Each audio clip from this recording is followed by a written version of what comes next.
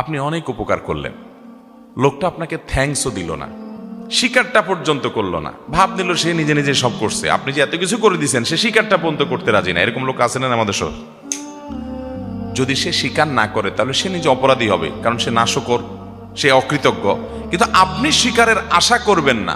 অনেকে আছে, না ওর জন্য আর কিছু করব না, এত কিছু করলাম নিমগ্রাম, স্বীকারই করে না, তাহলে ওর জন্য আর কিছু করব না। এরকম আমরা করি কি করি না? তো ওর কাছ থেকে স্বীকারের আশা যদি আপনি করেন তাহলে আল্লাহর কাছ থেকে কি বিনিময় পাবেন? আল্লাহর কাছে বিনিময় চাবেন, আর কোনো ফিডব্যাক চাইবেন না, কিচ্ছু চাই না, শুধু আল্লাহর কাছে বিনিময় চাই। তার কাছ থেকে থ্যাঙ্কসটা পর্যন্ত আশা করি না। যা চাওয়া সব কার কাছে চাই? আল্লাহর কাছে। এটা বলা হয় ইখলাস। ভাই, ইখলাসের একটা মজা আছে, আজীব এক স্বাদ আছে। আপনি আপনার ভাই, আপনার বোন, তার বাচ্চাদেরকে হাদিয়া তোফা দেন, সারা বছর দেন, প্রতি বছর ঈদের দেন, তারা আপনার বাচ্চার দিকে সে তাকাইয়া দেখেও না, দেয়ও না, আছে তাও